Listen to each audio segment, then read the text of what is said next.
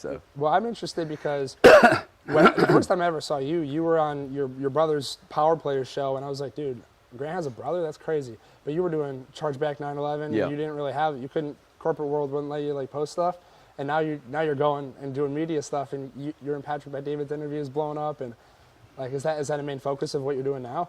Well, the other business, I had a 42-year-old partner who was a woman, and I decided to let her, her messaging and my messaging are very, very different, Yeah. right? So somebody's got to take the lead on it. Yeah. I thought as a 42-year-old woman in this environment, it was probably better for her to take the lead. Plus, technically, she was much more eloquent in her delivery of what we were trying to fix. I'm a bit of a, hey, this is a mess. It all needs to get fixed right now, and the way it's being fixed is wrong. Gotcha. Sometimes the big companies don't really like to hear that truth. Yeah. It's still the truth, and probably our approach to that was a little too subtle. I wanted to clear all the chargebacks. Yeah. I still think, like in a centralization, when the Bitcoiners talk about decentralization and centralization, in the case of that business, the disputes business, all those chargebacks need to be centralized, but held by an agnostic, neutral party. What do you mean by that? Well, agnostic means they don't have any skin in the game. Yeah. Their only skin is trying to make the process very efficient. Yeah. Visa makes money on chargebacks. MasterCard makes money on chargebacks. All the independent sales organizations make a huge margin on chargebacks. That's why chargebacks continue to exist. Are you still with Chargeback 9/11? No. But that really, the inefficiencies in payments really led me to this world, the blockchain, Bitcoin world, because you can see how it's going to solve a lot of problems. I mean, I can see it quite clearly. Yeah. So you took the more conventional, massive market, like getting into like natural, like gas and getting into chargebacks. Like those are big industries. Do you feel like people that are like young entrepreneurs like me who might not be taking the traditional road to going to college, do you think that might be a harder step to get into corporate America, or do you think people should start little service-based businesses, marketing agencies, things that they can do and run themselves? What advice would you have for that? Well, I think, one of the things that, like, Grant's approach to the business world is he's focused on the consumer. Yeah. Right? Joe user, Joe entrepreneur like yourself. I just went a different way. I mean, when I got out of college, studied economics, I immediately went into corporate. I went to work for in the oil and gas business. These businesses are so big that individuals really struggle playing in these games. One, you have to have a lot of intel, and you also have to have huge credit lines. So, you're buying $1 billion worth of nat gas on a phone call. Yeah. Or $100 million worth of nat gas on a phone call. Yeah. I worked 17 years for one company. Yeah. I retired when I was 41. Grant was just starting to get started. Yeah. Like, not at 41, but 41, he was still struggling at. I mean, he started making all his real money around 52 years old. Yeah. And so 12 or 13 year really good run. If someone were to ask him, he'll tell you, like, for 10 years, he was like, wow, I wish I'd have taken Gary's path. Yeah. So I would say that most people, one, are not designed to be CEOs. They're not designed to be founders. If you do find an idea, that's awesome, but maybe study some history on how many founders actually turn that business into something without handing it to someone else. It's a little bit like, I don't know, you know anything about weapons, guns? Yeah.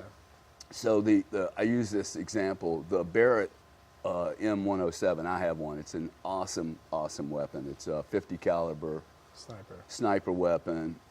Probably costs $13,000, $15,000. Yeah. It's got a beautiful, probably $8,000 scope on it. This piece of equipment that was built by an engineer, he knew all the pressure. He knew about, fine machining, metals, temperatures, heat, pressure. Well, why is it when he builds this, one of the most engineered weapons in the world, why is it that he hands it to a guy like you to shoot it? See, he doesn't test it.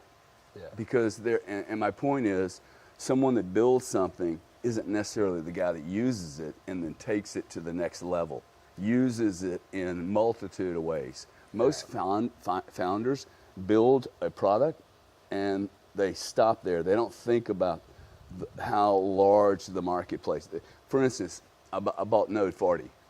And Node 40, which is a Bitcoin crypto accounting tax, it's not really an accounting program, but it's the easiest way to explain it. It's truly a risk management tool. Okay. But the guys that built it saw it as a tax tool.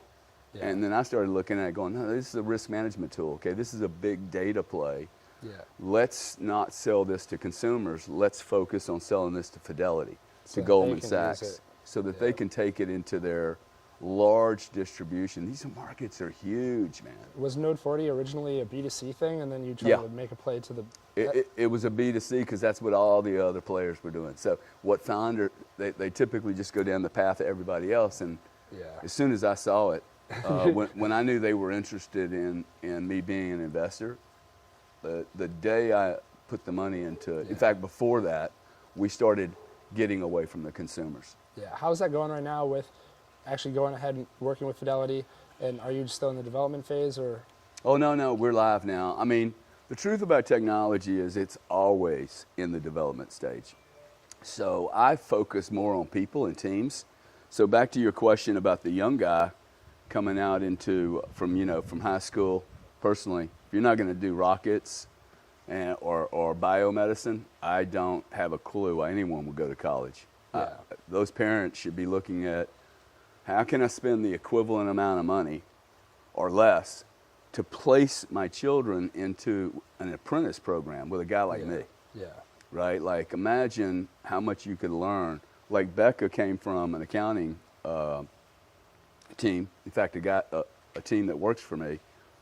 Her life is going to expand so much from sitting in a cubicle doing accounting files to helping Gary Cardone with meeting you, then meeting Patrick Dan David. Tapiro, meeting Yeah. Patrick, meeting my brother, and seeing how, the world works both corporately and individually. It's I mean, you know how corporations get to be corporations, right? walk me through it. Well, somebody started with an idea and they built it up, right? And Yeah. then they hired the right people to manage all those people. And that's the key to building a business. Do you have the skills to hire people? Then do you have the ego to say, hey, I might have found this idea, but actually this guy over here would be a better CEO.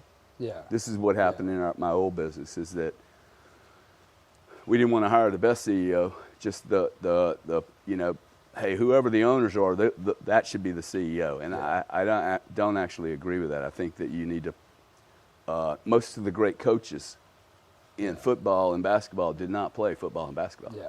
Yeah. Right? I- Sometimes people think that you have to know everything to build a business. It's just not true. I love it, dude. Yeah. I find it interesting when I got into business a little bit, and I know we didn't get to sit down and you get to learn anything about me, but I was very academic route. I was going to either be an orthodontist or a lawyer. And my dad, eventually, I found this book called The Compound Effect, and then I stumbled upon your brother's content and a bunch of other entrepreneurs. I call it like the circle. You get into the business world, you have the Bet Davids, the Cardones, and like all these guys out there that are teaching you how to do basic stuff. But then you hear your family say it's a scam, these guys want your money, and all this mindset that is like very scarce, push you down. And like now, 3 years later, I'm actually sitting here talking to you at your house. Yeah, and a real scam, huh? Yeah, it really is. And It's kind of interesting, isn't it? yeah, and how does that work, and what's the advice to the young guy who has his parents telling him that, but he knows in his heart, this is what I want to do, and then they haven't seen the long-term play of 3, 10, 20 years of being in the game. Well, it's interesting, you guys didn't listen to your mom and dad when they were trying to tell you who to go out with. Now you're going to listen to them about who a scam is, and look, if it works, like you got into the FTC's all over my ass right now, Yeah. and people online are making oh, Cardone's in trouble. Well, we'll see, okay? We'll see, but FTC's never like come here and introduce me to anyone, Yeah. right? You're here sitting in my home. It wasn't incredibly difficult. Like, we don't put a bunch of blocks up for people. Yeah. I'm actually trying to help people become more successful, and like everyone has an opportunity now. The field is being leveled. Okay, Yeah. the technology that is walking into this marketplace, steamrolling into this marketplace. I would really spend a lot of time trying to get on a platform. Yeah. Okay, a Yeah. platform that is going to be relevant into the future. TikTok, Instagram, one of those? Well, TikTok, it's not, like, I'm not a big social media person in that I think some of these tools aren't really marketing programs. They're a way to capture data. Yeah. So I wouldn't be a big fan of TikTok. In fact, look, there's going to be a whole role for lobbyists and political activists who want to revolutionize the way the internet works. Yeah. Give you a real good example. If you're studying law, antitrust, stuff like that, and you wanted to come out into the legal world or the lobbying world, Yeah. I would go into the world of the internet and ask one really simple question. How many times did you sign a binding contract this month online? Like the A terms and binding, conditions. legal, exactly. Yeah. Okay. A lot. Probably like every day. Dozen, press the maybe boxes. 24. Okay. You're signing 12 to 50 legal contracts a month.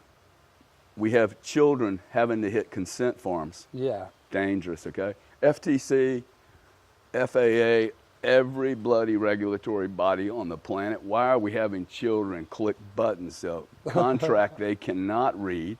Yeah. Okay. First, Or it's they not wouldn't even read even it's if they not even could in a read. font size it's achievable. I can't read it. Yeah. It's massive amounts of data, but more importantly, why are they all different? We should have one terms and conditions for all merchants selling on the internet. Yeah. We should have refund conditions consistent across the board for all 50 million merchants and all 8 billion consumers. You think the blockchain will do that? Or I think the blockchain will do that, but I think, quite frankly, that the card schemes have to change what's going on. This doesn't make any sense that we would have 50 million different terms and conditions, and then you wonder why the merchants are having refunds explode. Now people go, well, refunds not a problem. Hey, sell 8 T-shirts to somebody and get 7 of them back, okay? Yeah. You're not making any margin. And then you get a one chargeback over here. And then you So have nothing. if you see the amount of destruction occurring, can I get you some water or something? I'm good, man. If you see the amount of carnage and destruction occurring, like 600 million chargebacks, 8% refunds, and that's before credit cards are declined. You ever get your credit card declined? Oh, internationally probably a few times. But Yeah. So there's a lot of declines that are unnecessary. They're related to the refunds and the chargebacks. So these numbers are, look, the payment rails were built in 1950, 1970, something like that.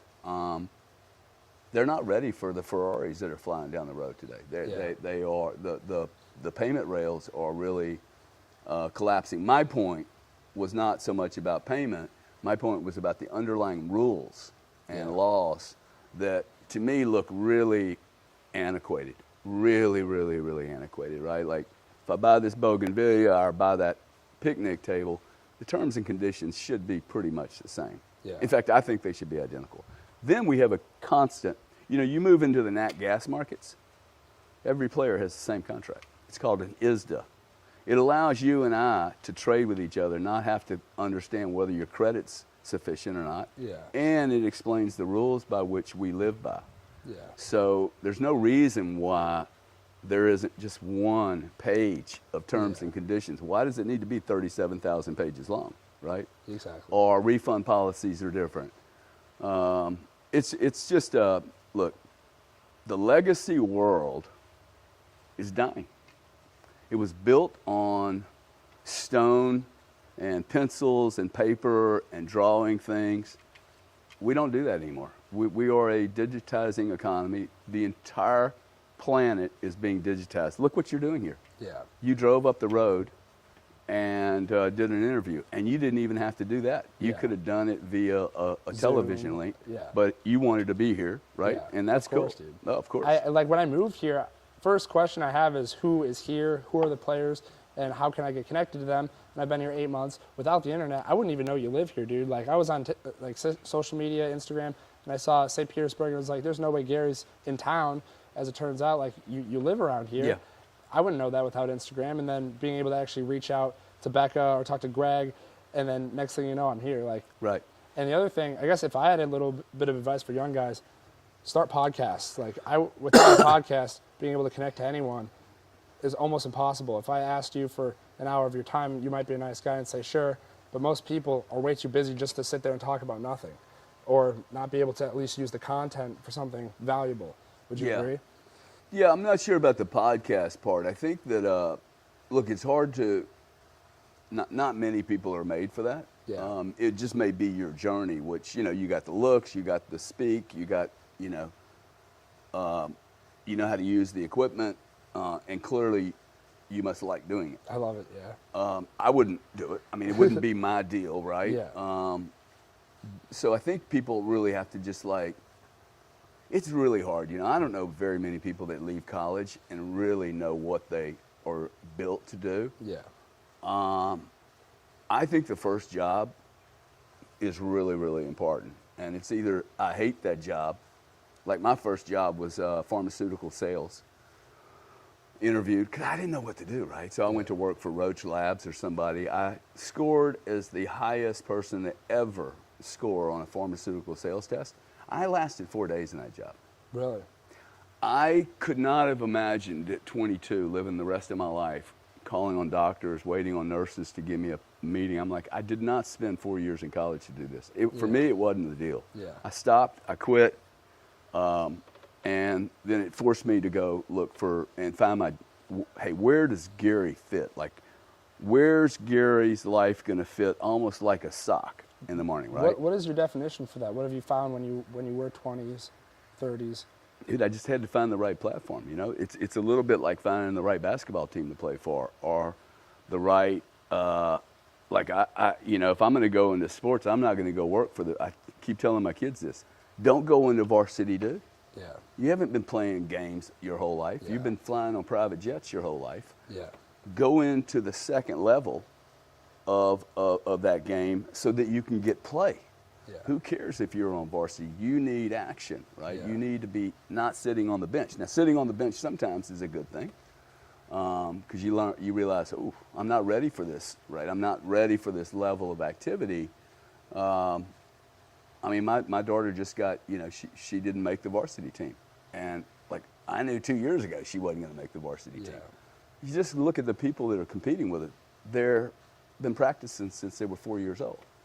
So it's very difficult to compete at that level. Now, if you're going into business, that's the team you want to join. I love that, yeah. See, you want to join the team where they're superstars and their business is expanding and there's room for a guy like me. I joined a company that had 12 people in it, 12 commercial guys. It's over 600 employees or something? Oh, no, it ended up being 6,000 employees. 6,000, and I ended up moving to London, built 2 multi-billion-dollar businesses for London. When I was there, I didn't know all that was going to happen. It unraveled in front of me, right? How do you think people are able to go into something like business and you don't know what's going to happen, and there's a lot of people saying you're going to fail, and it's really hard, and most people go out of business, they're not able to do anything, but you know that business is one of the best vehicles to actually build wealth.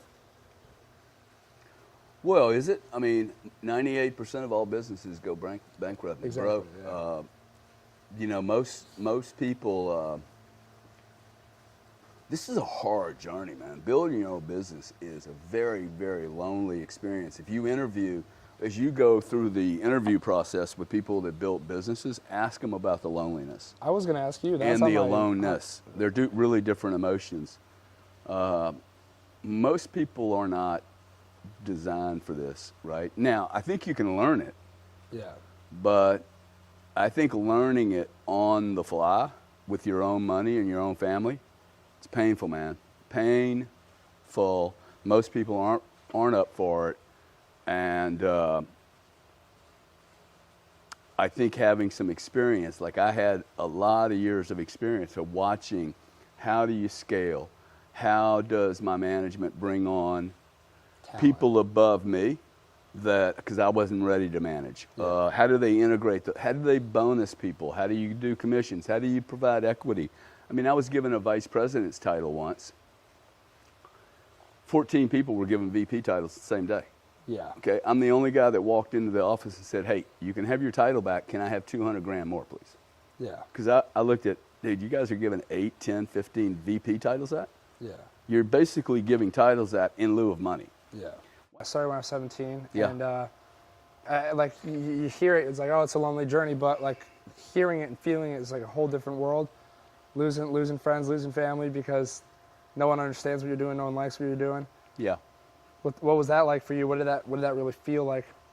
Well, get used to it. Yeah. No one will understand. Mom and dad won't really understand. Your wife won't understand. Not really. Never known anything different, so Yeah. I'm not sure that I really know. One thing I do know is that it seems like people that have been in big corporate Yeah. really struggle with this. Yeah. Okay, like it hits them that, hey, this is very different. Because when you're in big corporate, you know, if I get sick, Yeah. I get to, hey guys, I'm sick today, and everybody goes to the meeting. When you're doing your own deal, like maybe it'd have been easy for us to cancel you, but I got 6 other meetings today. Yeah. There's no like, hey, I'm going to cancel it. I mean, I was talking to a guy the other night, and on a podcast, and he was talking about, you know, the differences of working for someone and being his own guy. And I said, dude, you can't even afford to get sick. Yeah. Yeah. And it really hit him hard. He left a big media company, and I'm not sure he had really totally considered, but like there is no getting sick when you run your own business. Yeah. You know, which is kind of interesting. Talk to me about like the friend side of things, family side of things, as you go through corporate America or just business in general. Do you feel like over the years you've had to like lose friends, and like does it feel lonely, even with the big house or the cars and everything? Well, the big house and the cars don't take care of anything. Take care of the loneliness. They actually will exasperate any kind of weakness that you have. Yeah. Money only makes you realize how little money really accomplishes. Yeah. In terms of emotion or some of the softer things in life. In fact, I would say that it isolates you in some way. Yeah. It definitely is. I would encourage everyone, like, I don't know why anyone needs more than one car, first off. Okay, Yeah. so if you're an entrepreneur, I cannot tell you how many people I know that were 23, 33, 43 that bought Ferraris that they don't have these Ferraris anymore. Okay. Yeah. I mean, I look at a Ferrari and go, hey, am I going to pay $1 million for a car? And you're sitting there going, well, Ferraris aren't $1 million. Well, if a Ferrari is $250,000, that's 10 Bitcoin. Yeah. Yeah. And I look at 10 Bitcoin and go, hey, I'm not paying $1 million to $10 million for a car. Okay, I'll own the Bitcoin and nobody knows about it. I don't need to have a showy life. Yeah. I think if you're in the public eye and you want to be Kim Kardashian, awesome. There's no part of me that wants to be Kim Kardashian. Yeah. So if you want notoriety and fame that bad, and that's your only deal, to have sex with somebody on TV and then do whatever, you know, it's not my deal. Doesn't mean it's wrong or not your deal, but it's just not my deal. Yeah. The loneliness, I don't think it gets taken up by anything. I mean, I'm doing another one right now. I'm building another business. Yeah. And, you know, because you have all these thoughts, right? And you can't, it's not like I can go talk to Becca about my fears. Yeah. And people don't appreciate, like, it's scary. It is Loneliness scary, and scary, they're somehow related. Yeah. And it's really not, you don't have a lot of people to be able to communicate to about it. Yeah. Why is that? Do you think just people don't understand, don't care? I think some of their, well, one, you're probably sitting here going, this guy doesn't look like he has any fear. Not at all. Yeah, that's right. So, but that's the, Grant and I talk a lot about the fear. And I think people that don't talk about the fear, they're just lying, man. When you say the fear, like the fear of losing everything, the fear of what exactly? Not of losing everything. There's nothing to lose. Like Yeah. the only thing that I would be scared to lose, I've spent 60 times. I'm in a lawsuit right now with a government agency, and the company's literally spent 60x on what the fine is. Yeah. Because for me, the only thing that's really, really important to me is my reputation. Yeah. I think if you ask a lot of really people that have done really well, that's their fear.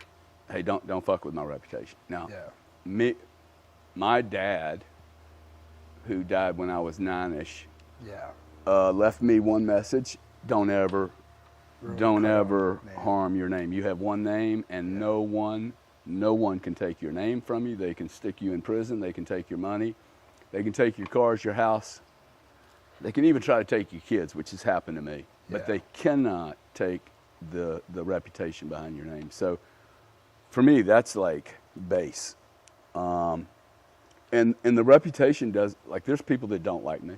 I get hammered online, whether it's my politics or it's usually older people too. It's really fascinating. Yeah. My age. And that's it's not fear it's fear of letting someone down, right? Like I have there's 30 families now that are involved in Node 40. When I met them, there were 6. Yeah. Now there's 30 families. There'll be 100 before we're done.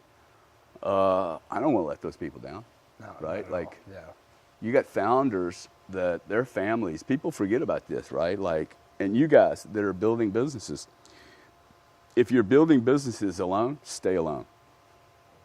I just learned that lesson. Don't bring any baggage with you, dude. Learned that lesson. I know that everybody wants to fall in love. Like, I had my first kid when I was 49 years old. Have you been married? I've been married 3 times. Yeah. And, got a girl pregnant, got married, had ended up having 2 kids. Did the right thing. I did the right thing by getting married because I got a girl pregnant. And, but the marriage, then we added the business, a big business. And so this business destroyed our family. So if you want to be an entrepreneur and you're sitting here listening, I've made many hundreds of millions of dollars. Yeah. I will tell you that this last business destroyed a part of my life. So, Chargeback 9/11. Yeah. Why is that? It was because I did something that I violated a rule. Yeah. I violated one of my principles: never do business with your family. Yeah. And Grant and I do business. Grant will tell you, if you ask him, who's your easiest client in the world? Your brother. I have never asked Grant a question. In the early days when his statements would come out and they were all dinky and chunky, I just trusted my brother. I didn't care about the statements. One, I was helping him. 2, the returns have been awesome. But I know that he has other people asking him a bunch of dumb questions. I don't need to ask my brother a bunch of questions. Yeah. So that was it, though. And it was never a question of who's in control. He is in total control of that investment. Other than that, we do no business together. Like, I would not call my brother up and go, hey, how do you set up a podcast? You think you guys are close? Like, do you spend a lot of time talking? Not really. We're so busy, okay? Yeah. And we have our own things. Like, my thing is very different than Grant's. So there's not a lot of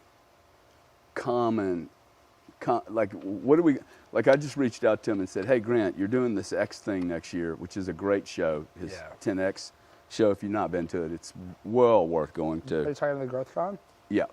And it's a rock show, a funny show, a business show. Have you been on the stage speaking? Yeah. And I said, hey, you think it would be valuable to do a day before or day after on Bitcoin and blockchain? I could run the whole thing. Yeah. No effort to him at all. For him, see, it's a diversion. Yeah. Because he's got so many real estate. He's trying to push people through Real estate, that yeah. funnel, right? And that's cool.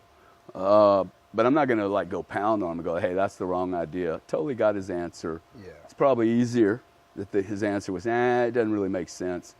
Because then we don't have the issue of two people trying to run one ship. Yeah. Look, there's only one guy that can drive the ship. So that's the first thing. When you're going into a business, do not do it with your girlfriend. Don't do it with your wife. Doesn't matter how smart they are. If they're that smart, let them do their own deal, man. Yeah. And then you have your own deal. Because I like coming home at night. Look, I traded two of the most violent commodities on the planet. Yeah. And my second wife was asked at a dinner party in England once, because I trade big volumes, right? Yeah. And she said, hey, people would always ask either the secretary or the wife or the girlfriend, hey, what's it like to be with Gary, you know? Because he's crazy. They see me as a crazy guy in the markets. Yeah. And her response was, like, I have no clue if he's making money or losing money. He never talks about business. Like, I come home, I don't want to talk about business, man. I want to go to dinner, have sex, hang out with the kids, watch a cartoon, decompress, clear my mind. And then next day I go to work like I'm a soldier. Yeah. And every business I've ever done, it's like soldier work. It's not, hey, honey, I'm in Vietnam and people are shooting at me. She doesn't need to hear that shit. She doesn't care. Okay, she doesn't want to hear, hey, I'm on a plane, I'm on a private jet all by myself, and I'm really lonely. Yeah. Hey, I'm terrified. I'm meeting some people tomorrow morning that I've never met before. I'm tired. I don't want to do this again. Oh, my God. You know, whining. And maybe that's just my way of, you know. No, I like it. My last Don't girlfriend- dump it on your family. Yeah. Your family, they can't do anything with it. Yeah. You know what I'm saying? They don't even understand what you're talking about. So if you can't go to your family, even your closest person, your girlfriend, your wife, who's there to talk about? Well, with the things that go on, the issues. first off, I think you gotta assume maybe there's nobody. there might be nobody. There might not, because you still have to succeed. So I haven't always had anybody. This last business, it was hard to. We had so many dynamics going on. It was hard to have anyone to talk to. I think having mentors is extremely important, and I think having mentors that they know that they are your mentor. Yeah. Like it's an official relationship. Yeah.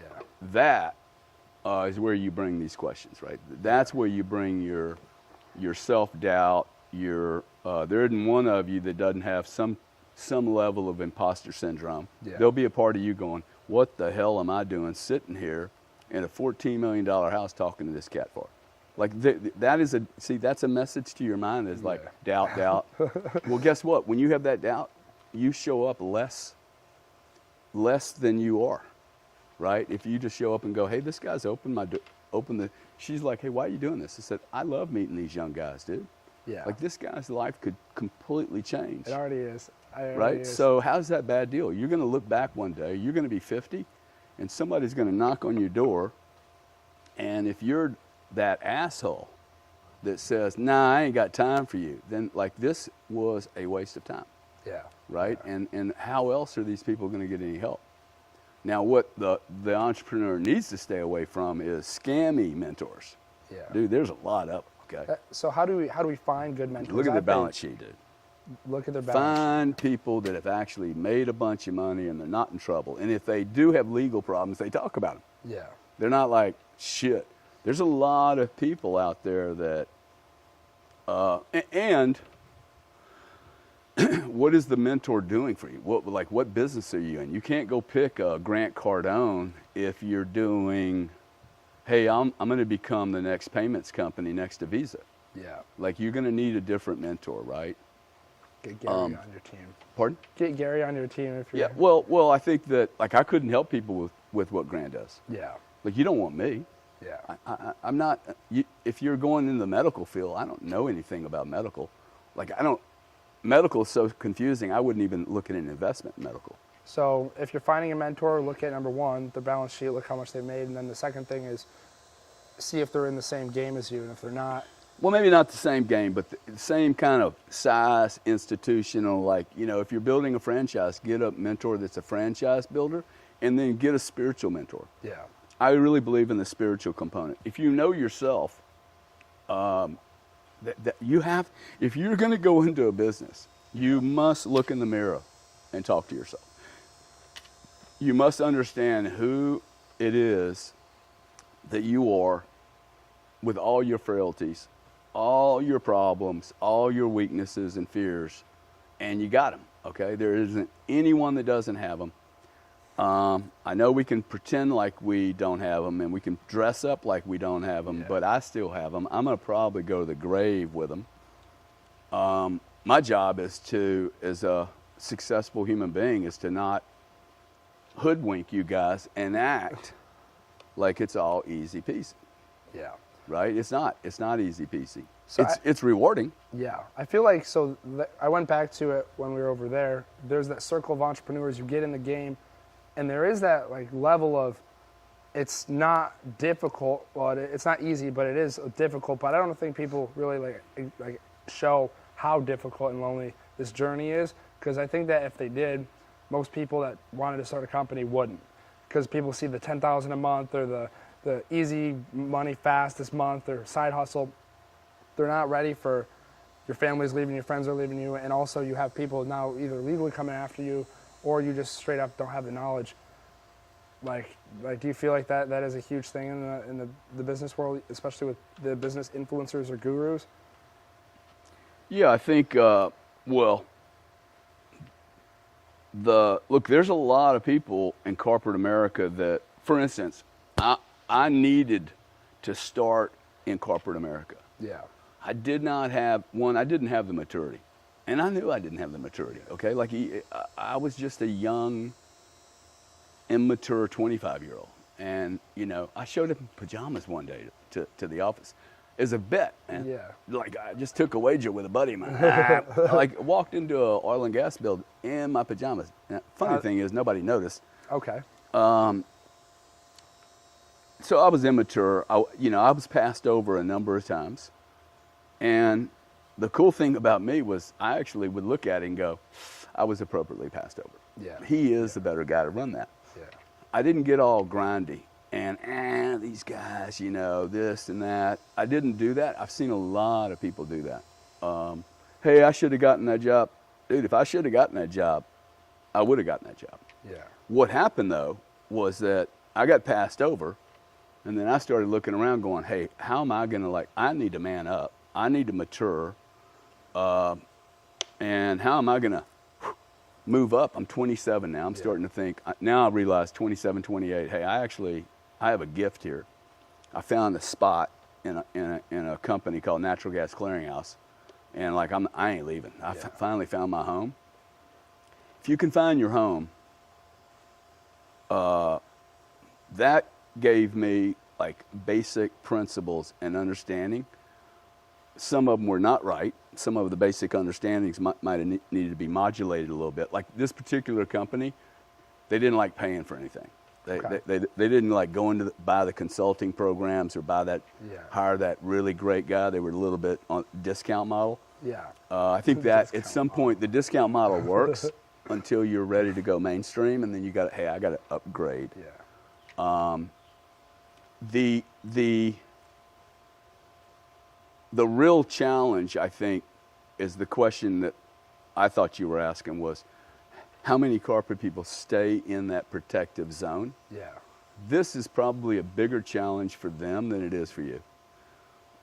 When you're getting paid $250,000 a year, you don't want to lose that. You got your 401k, 42, 48 years old, you have 2 children, your wife's not working anymore, y'all live in Chicago. Now what?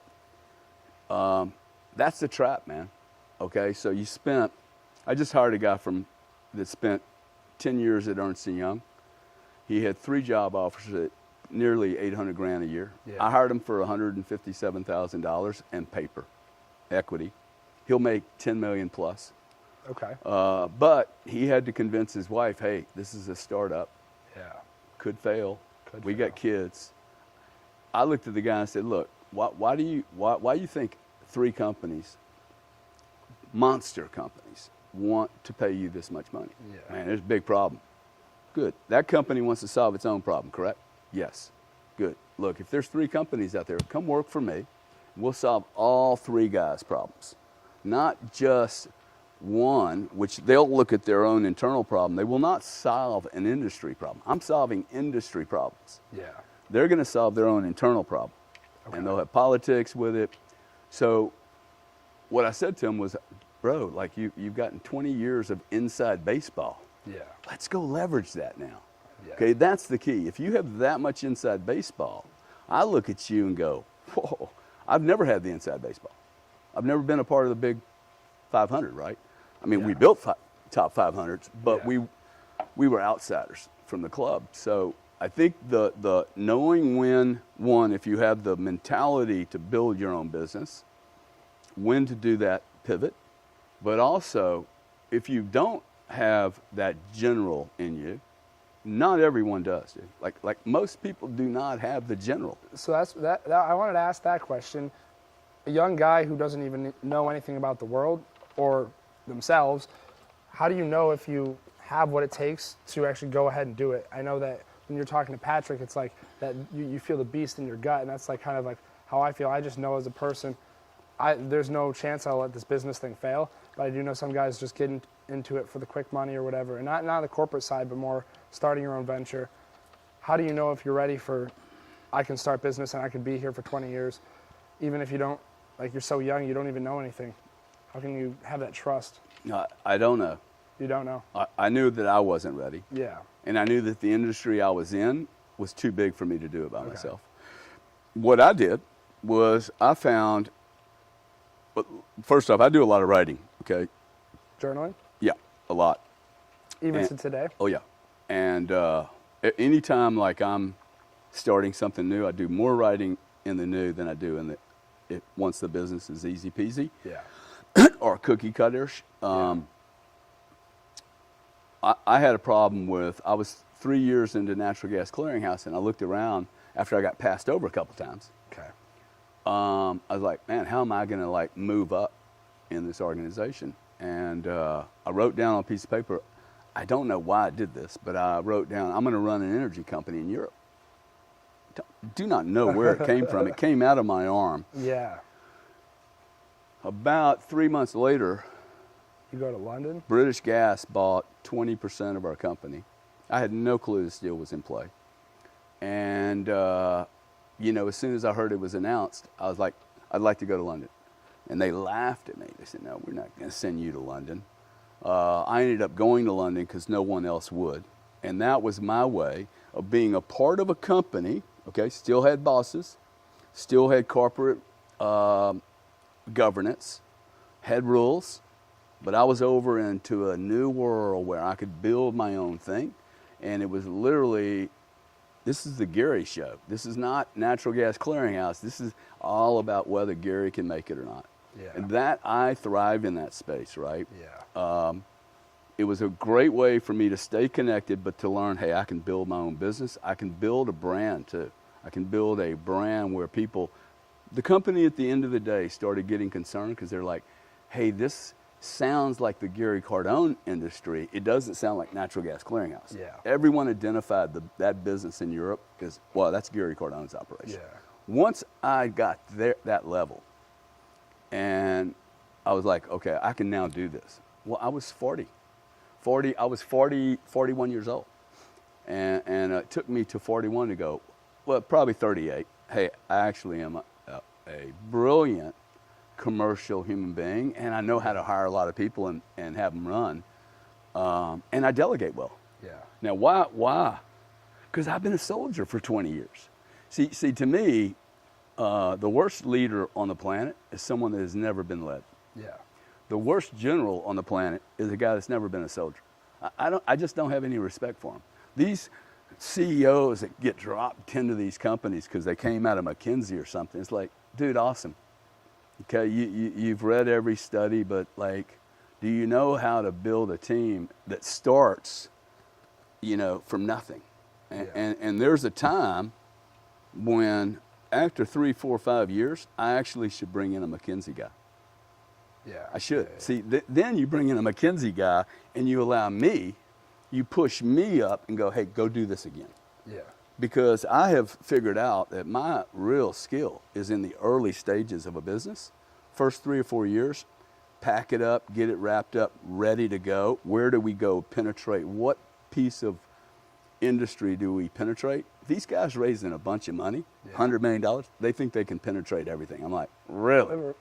Really? Well, you're carrying so much weight, right? Like I go to a convention, a Bitcoin convention or a payments convention, me, okay? Me sitting at a wherever.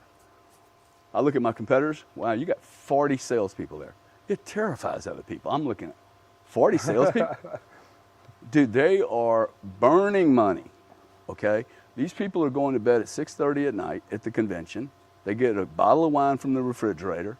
They're not seeing clients. I'm seeing clients till 4 o'clock in the morning, okay? And then waking up at 8 and doing it again. How do you do that? How do you have that energy that even though like most people at your age just start shutting down, you get into a new game and you're ready to go? Well, I see, I mean, all I got to do is look at people that retire. They get old so fast. It's unbelievable. I don't want to do that. Like, I don't, what am I going to do every day? Yeah. Right? How many bougainvilleas can I trim? I don't want to clean my house all the time. I mean, trade stocks, that's boring, man. I want to be engaged in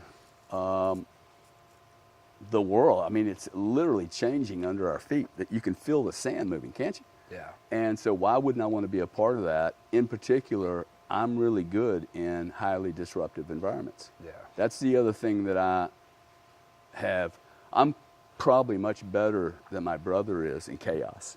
I mean, I actually, oh, dude, I am brilliant in chaos. Like, I'll create the chaos if you let me. I mean, well, the volatility, right? Yeah, Change, disruption. Now I'm not even having to do anything. Yeah. The whole planet, this is why I like Bitcoin blockchain so much.